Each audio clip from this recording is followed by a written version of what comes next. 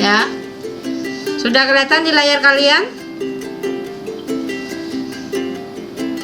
Ya, judulnya itu adalah bioteknologi.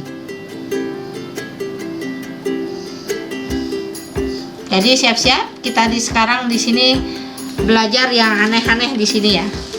Ya, bukan aneh-aneh apa sih? Masih gak jauh-jauh beda lah. Yang dengan namanya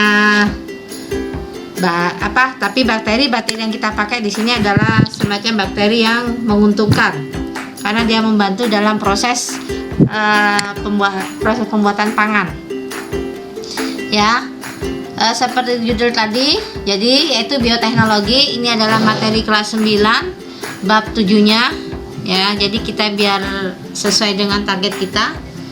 Jadi paling tidak kita walaupun PJJ materi harus tetap kita tuntaskan untuk materi kelas 9 biar kalian fokus nanti kepada materi untuk persiapan kelulusannya ya. Jadi dari bulan November, dari Januari lah kita sudah mengejar materi kelulusan. Oke. Nah, apa saja yang akan kita pelajari malam ini ya? Jadi yang pertama kita belajar masalah definisi bioteknologi. Yang kedua, macam-macam bioteknologi. Terus yang ketiga, penerapan bioteknologi. Dan terakhir seperti biasa Ibu tutup dengan kuisis ada 10 soal ya. Jadi nanti tolong kalian teliti banget ya. Karena kuisisnya sekarang Ibu sengaja bikin yang surprise. Dalam artian kita belajar kayak soal asesmen ya. Jadi modelnya seperti apa si Ibu coba terapkan dikit-dikit di sini ya. Nanti jauh apa Bu, ada perbedaan nanti? Tidak, masih sama, tapi nanti lihat model soalnya seperti apa. Jadi soal-soal di kuisis itu masih sama tidak menyimpang dari materi yang akan Ibu paparkan malam ini. Cuma modelnya aja kalian harus benar-benar apa yang ditanyakan ya. Kita dikit-dikit Ibu akan kalian biar tahu seperti apa sih model-model soal asesmennya. Nah, jadi yang pertama definisi bioteknologi ya. Ya, ini dia ya. Jadi definisinya adalah, perhatikan, penerapan ya, prinsip-prinsip ya. Jadi penerapan prinsip-prinsip baik secara biologi, biokimia atau ilmu rekayasa ya, dan ilmu lainnya di dalam pengolahan pangan ya, yang memanfaatkan organisme.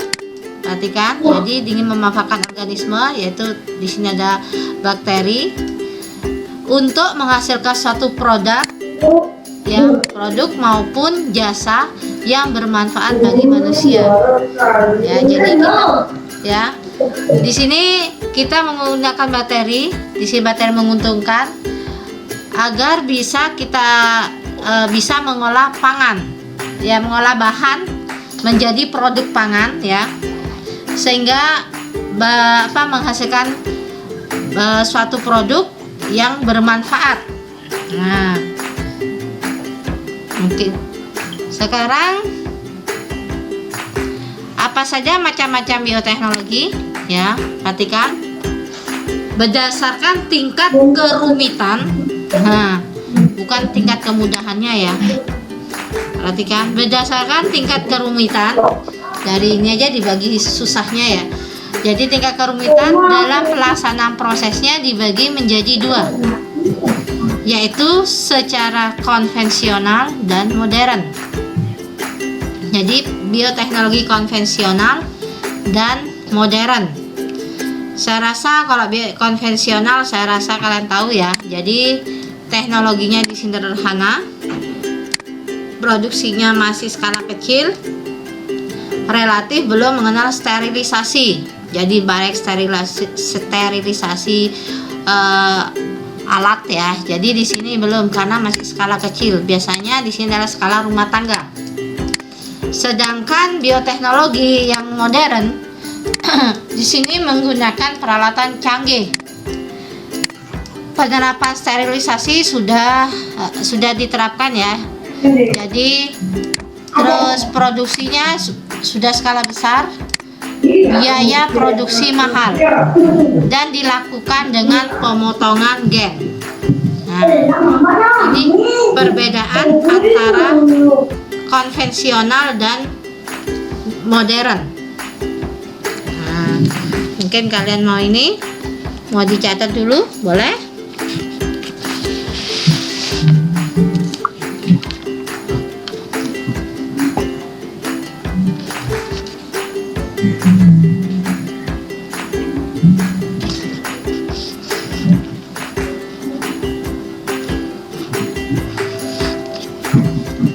Ya.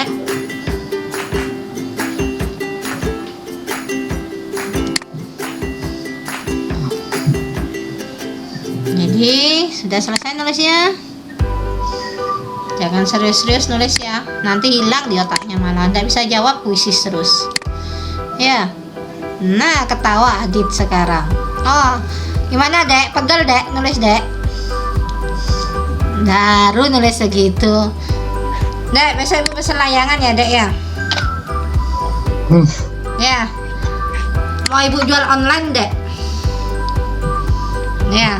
Oke, sekarang ibu masih yang pertama, bioteknologi konvensional. Ya. Apa saja ya? Yang termasuk dalam bioteknologi konvensional di sini, perhatikan. Di sini bioteknologi konvensional ibu bagi dua bidang pangannya. Ada yang bahan pangan dari susu ya, dan bahan pangannya dari non susu. Ya. Jadi bidang pangannya di sini mungkin selain yogurt dan keju, coba bantu ibu. Bidang pangan dari susu selain yogurt dan keju apa? Silakan tulis di kolom chat sekarang. Selain yogurt dan susu.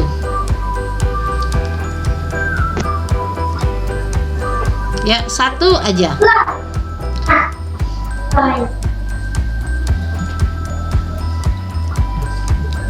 Ya. Satu aja, enggak usah ini.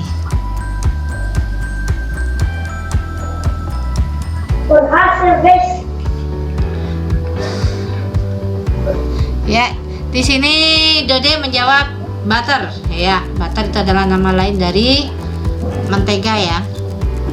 Benny, Ben, pertanyaannya ibu, produk susu ya, bahan pangan dari susu yang bisa dijadikan pangan itu apa Ben?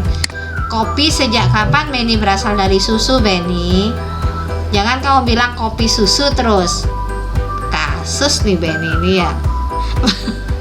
Maksud ibu, sekarang bidang pangan itu kan ada yang bahan pangannya dari susu dan non susu. Sekarang yang dari susu selain yogurt dan keju apa? Itu masuk pertanyaannya ibu. Sejak kapan kopi itu berbuah jadi susu dari susu? Tuh agak senyum-senyum tuh, lihat jawabannya Benny itu. Ya, oke. Ya, jawabannya yang teman-temannya udah benar ya. Jadi selain yogurt dan keju di sini adalah mentega atau butter yang siapa Dode sebutan ya. Nah, perhatikan. Sekarang ibu akan bahas apa itu yogurt ya. Nah, saya rasa kalau tanpa kita menyebutkan merek tahu ya kalian ya. Jadi yogurt bahasa lainnya di sini adalah susu asam, tapi susu asam bukan yang berbau ya. Nah, perhatikan biar tahu kalian. Jadi yogurt itu adalah ya hasil fermentasi susu.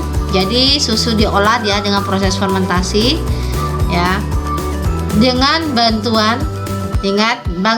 bakteri Lactobacillus bulgaricus dan Streptococcus thermophilus. Jadi besok kalau di ujian ada. Jadi misalkan fermentasi susu pada produk yogurt apa? Bakteri apa? Jadi harus tahu kalian. Jadi bakterinya adalah Lactobacillus bulgaricus dan Streptococcus thermophilus. susah banget bacanya ya. Gimana ngingetnya? Nah, makanya harus rajin membaca. Jadi pada produk susu ya. Begitu pula pada keju ya. Di keju di sini air susu diasamkan dengan memanfaatkan bakteri asam laktat. Ya. Jadi Ibu ulangi, keju dibuat dari air susu ya, dimana susunya diasamkan dulu dengan memanfaatkan bakteri asam laktat sehingga mengubah gula susu menjadi asam susu. Kalian tahu sendiri rasa keju seperti apa ya. Nah, bakteri yang digunakan di sini sama ya dengan bakteri yogurt, yaitu Lactobacillus bulgaricus dan Streptococcus thermophilus. Nah, kenapa keju gurih? Keju gurih karena setelah dia diberi garam. Ya, setelah dia dadih artinya ya. Jadi diberi garam dan dibiarkan agar terjadi pematangan. Jadi kalau susu berarti yang berperan di sini adalah bakteri asam laktat. Bakterinya apa namanya? Nah, bakterinya itu dia namanya Lactobacillus bulgaricus dan Streptococcus thermophilus. Jadi kalau yogurt sama susu tuh yogurt sama keju sama ininya bakterinya. Jadi dia sama-sama mengolah asam laktat. Bakteri asam laktatnya apa? Nah, itu ada 2. Dari keju, Ibu langsung ke mentega. Nah, mentega. Ya. Jadi mentega di sini dari susu. Sedangkan mentega sendiri ya, ada bentuk mentega yang terbuat dari selain susu ya. Yang tadi kalau mentega itu dari susu, kalau yang bukan dari susu biasanya dari nabati, di sini adalah disebut dengan margarin. Nah, ya kalau mentega itu dari susu, kalau margarin itu dari krim nabati. Biasanya di sini adalah dari kelapa ya. Nah, mentega di sini terbuat dari krim susu, di mana masih sama dia memanfaatkan bakteri ya. Jadi bakterinya beda lagi, tidak sama dengan bakteri keju pada yogurt ya. Jadi pada bakteri pada mentega adalah Streptococcus lactis. Jadi ulangi, Streptococcus lactis. Jadi di sini krim susu ya. Krim susu itu terus diaduk sampai tetesan mentega yang berlemak memisah dari cairannya. Nah, itu proses ininya. Proses dengan jadi susu dengan kita memanfaatkan bakteri Streptococcus lactis, kemudian krim susu. Jadi susu ada 2, krim dan skim. Nah, yang kita pakai di sini adalah krimnya, ya, krim susu kemudian diaduk sampai tetesan mentega yang berlemak memisah dari cairannya. Nah, jadi produk bidang pangan yang bahan pangan dari susu ada 3, yogurt, keju, dan mentega. Nah, sekarang bidang pangan ya, yang bahan pangannya selain non susu. Salah satunya adalah tape. Saya rasa kalian tahu tape. Mungkin bisa kalian sebutkan selain tape apa ya? Ya. Silakan tulis di kolom chat sekarang. Jadi produk bidang pangan yang bahan pangannya non susu atau selain susu, dari susu apa?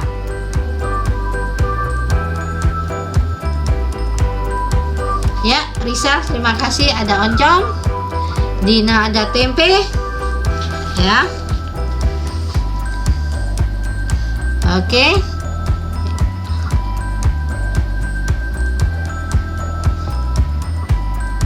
Ya, Chandra telur asin, ya. Maksudnya Ibu siapa? Dode. Sorry. Yudi di sini ada tahu, iya. Ya. Mungkin ada lagi? Ya. Ya. Sebenarnya banyak sekali kalau kalian mau.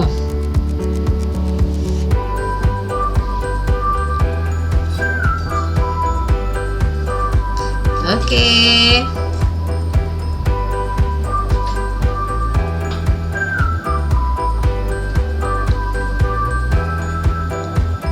Ya, Mirel kecap.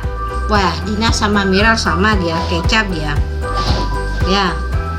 Oke, sekarang Ibu bahas ya. Jadi banyak sekali di sini kalau pada maksudnya non susu ya.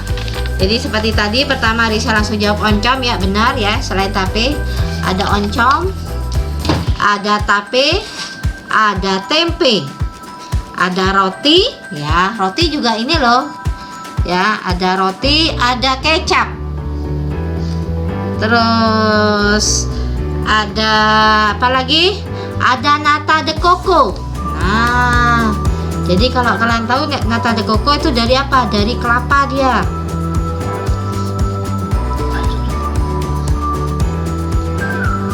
ya. Nah, sekarang Ibu bahas tape ya. Saya rasa kalian tahu tape ya. Yang dalam ini yang Ibu pakai adalah dibuat dari sereal ya, serealia dan umbi-umbian ya. Yang Ibu maksud tape di sini adalah tape singkong ya. Melalui proses fermentasi ya dengan bantuan ragi.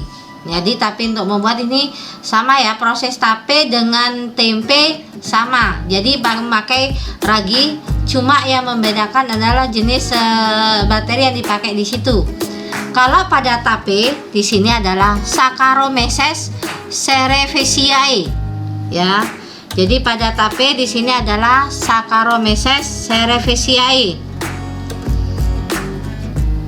Di sini berupa jamur yang dipakai, jadi jamur Saccharomyces cerevisiae, di mana ya jamur tersebut memecah glukosa ya. Jadi glukosa pada bahan karbohidrat menjadi asam asetat ya. Jadi ulangi ya, pada tape prosesnya di sini ya. Jadi jamur tersebut memecah glukosa ya, glukosa pasti pada karbohidrat ya, karbohidrat pada singkong kan mengandung karbohidrat.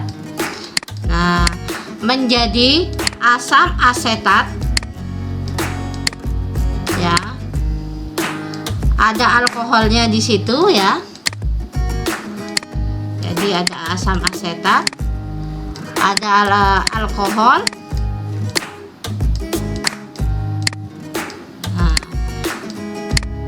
Ada energinya juga dan gas CO2.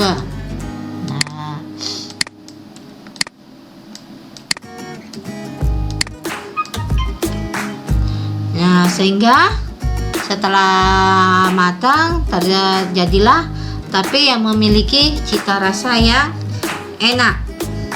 Nah, jadi harus tahu kita proses tape seperti apa. Kemudian dari tape Ibu masuk ke tempe. Nah, perhatikan tempe di sini ya. Tempe saya rasa kalian sudah tahu ya. Tempe terbuat dari kedelai ya. Jadi tempe terbuat dari kedelai ya. Jadi kalau kita tahu prosesnya, apa benar Bu bikin tempe diinjak-injak?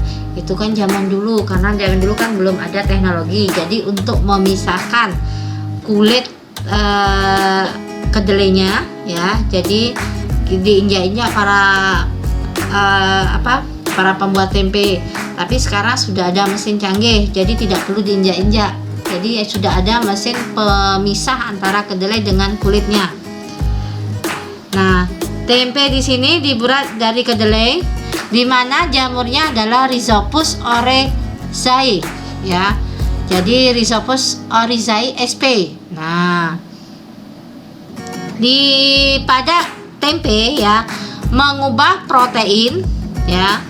Jadi mengubah protein kompleks menjadi protein sederhana, yaitu asam amino yang bisa dicerna oleh manusia.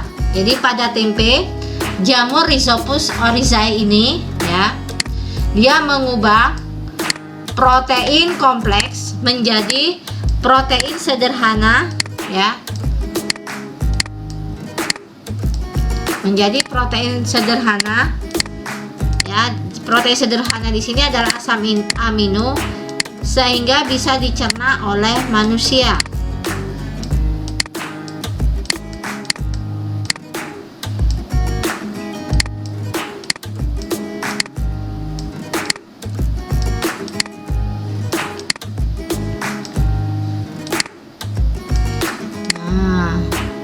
Asam amino, jadi protein kompleks, protein sederhana yaitu asam amino sehingga bisa dicerna. Nah, sedangkan pada oncom sendiri ya, pada oncom di sini, oncom yang kalian ketahui yang dilihat ada dibagi menjadi dua. Oncom hitam, di mana oncom hitam terbuat dari bungkil kacang tanah. Ya, di mana jamur yang membantu dalam prosesnya itu adalah Rhizopus oligosporus. Ya, sedangkan pada oncom merah di sini adalah berasal dari ampas tahu. Ya. Jadi biasa kalau di Jawa disebut dengan tempe gembus namanya. Jadi dari kedelai ya. Dari tahu, jadi proses tahu, jadi ampas tahu itu yang tidak terpakai dibuatlah oncom. Di sana menggunakan bantuan jamur yaitu Nerospora crassa ya.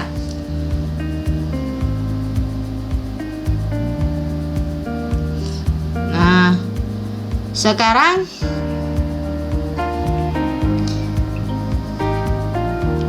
dari tempe dan oncom, ibu masuk ke roti ya.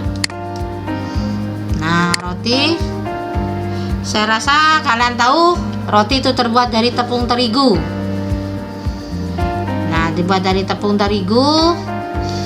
Untuk menjadi roti yang enak ya, entah kita mau dibuat apa ya, entah dibuat roti donat, entah roti ya, banyaklah jenis-jenis roti ya. Jadi adonan tepung roti ya, itu kita tambahkan ragi ya. Jadi ragi roti tersebut berupa khamir ya, dimana namanya itu adalah Saccharomyces cerevisiae ya. Jadi tepung terigu ya yang kita olah itu setelah dikasih jamur ragi, dia akan menghasilkan gas CO2 dan alkohol. Jadi adonan setelah kita kasih ragi ya, dia akan menghasilkan gas CO2 dan alkohol. Setelah kita diamkan, adonan roti akan mengembang. Kalau kalian nggak percaya, silakan besok buktikan. Buat donat ya, buat donat sendiri tapi kalian ya. Jadi buat donat sendiri, jangan banyak, jangan bikin 2 kilo, bikin setengah kilo aja atau seperempat.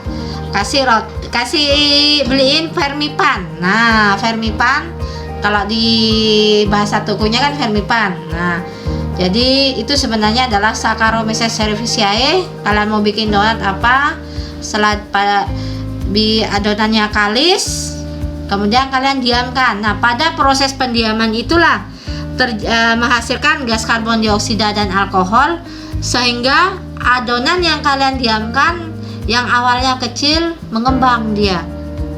Ya, mengembang menjadi besar, lembut ya.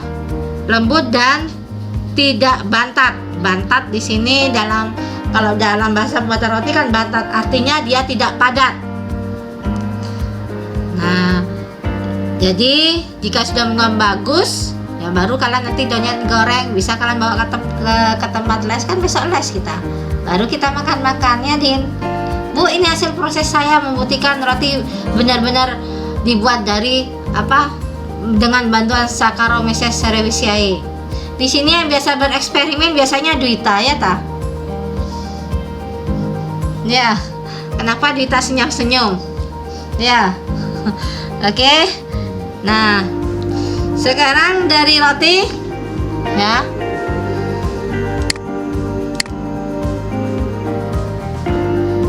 Nah, sekarang Ibu masuk ke bioteknologi modern. Kalau tadi yang konvensional ya. Ke ini dulu, ke bidang kesehatan dulu ya. Masuk ke bidang kesehatannya dulu. Nah, ternyata di bidang kesehatan ada Bu, ada ya. Jadi di bidang kesehatan kita juga menggunakan bioteknologi. Perhatikan, antibiotik ya, ada jamur penicillium ya. Jadi jamur Penicillium notatum dan Penicillium chrysogenum menghasilkan antibiotik untuk melawan Staphylococcus. Nah, jadi di sini adalah untuk melawan bakteri. Jamur Streptomyces juga menghasilkan antibiotik untuk melawan bakteri yang kebal dengan antibiotik penisilin. Jadi kalau kalian makanya kalau kita sakit, kita kasih antibiotik itu kan harus ada aturannya. Tolong diminum sampai habis. Karena kalau kita tidak minum sampai habis ya, karena justru penyakit yang ada dalam tubuh kita berikutnya akan bebal dia. Nah, vaksin. Nah, kalian sudah tahu mungkin dari kecil di sini vaksin ya, merupakan suspensi mikroorganisme antigen yang toksinnya telah dimatikan atau dilemahkan. Ya, jadi dari kecil kan ada vaksinasi, vaksin ini, vaksin BCG ya. Jadi ada vaksin campak. Jadi banyak sekali yang ini jenis-jenis vaksin. Nah, sekarang yang kedua, bioteknologi modern. Dalam bioteknologi modern ya, menerapkan rekayasa genetik. Perhatikan. Ya, perhatikan genetik. Pada rekayasa genetik di sini memodifikasi makhluk hidup melalui transfer gen. Perhatikan langkah-langkah rekayasa genetik di sini ya. Ada 5, harus kalian tahu. Menyiapkan fragmen DNA, menyiapkan perantara baik plasmid atau virus, memotong DNA yang akan disisipkan dan menggabungkan dengan vektor, mensisipkan DNA gabungan tersebut pada sel-sel organisme lain, dan organisme transgenik tumbuh menjadi organisme dengan sifat yang baru. Jadi langkah-langkah rekayasa genetika di sini ada 5. Menyiapkan fragmen DNA ya, seperti kalian lihat di layar. Ya. Nanti materinya Ibu akan share lagi di ini ya, di grup biar kalian punya catatan. Jadi sekarang kita dalam bidang apa aja? Kita perhatikan ya. Dalam bidang pertanian ya. Jadi bioteknologi modern kita sudah terapkan dalam bidang pertanian dan peternakan. Nah, perhatikan dalam bidang pertanian dan peternakan merupakan tanaman ya yang mengalami perubahan susunan informasi genetika dalam tubuhnya. Tujuannya untuk menghasilkan tanaman yang tahan hama, meningkatkan nilai gizi tanaman. Jadi tujuan di sini selain menghasilkan tanaman yang tahan lama, juga meningkatkan nilai gizi tanaman. Itu dalam bidang pertanian. Sedangkan kalau pada hewan ya, hewan transgenik di sini merupakan hewan yang mengandung sisipan gen asing di dalam gen genomnya. Ya, jadi Ibu ulangi, kalau hewan transgenik di sini merupakan hewan yang mengandung sisipan gen asing dalam genomnya. Jadi bioteknologi sendiri nggak hanya dalam bidang pangan ya. Jadi kalau sekarang dalam bidang modern, kita diterapkan dalam seperti tadi bidang kesehatan, bidang pertanian, dan ya hewan transgenik di sini misalnya kita contohnya bisa ada juga domba transgenik. Nah, jadi ada juga sapi transgenik. Jadi banyak kita hasil dari bioteknologi dalam bidang peternakan. Nah, jadi ini materinya, kalian Ibu singkat bab 7-nya ya. Untuk selanjutnya ya kita latihan soal-soalnya, apa kalian bisa memahami apa yang Ibu paparkan tadi.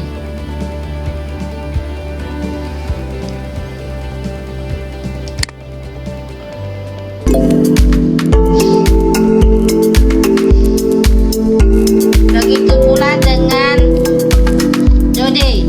Dode benar bisa melewatin Benny.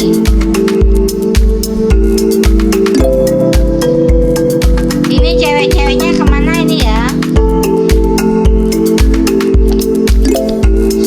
Kok Pak Sri Kandinya ini mana?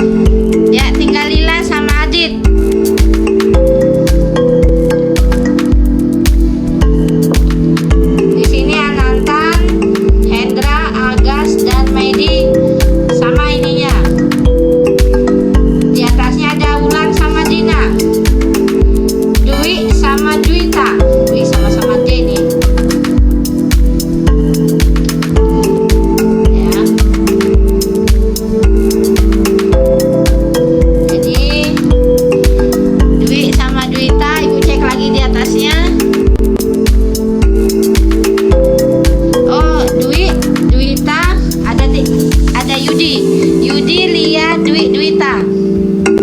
Benny sendiri. Ya. Risel, Dedek, Mirel. Kita lihat Lia belum finish dia. Apakah bisa melewati ini? Tinggal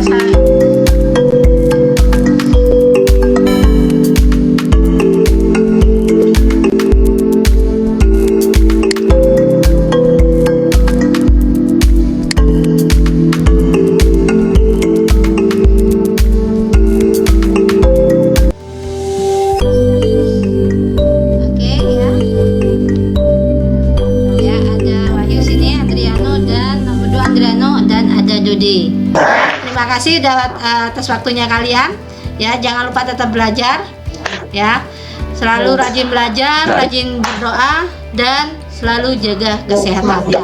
Sampai jumpa besok, selamat malam semuanya, bye.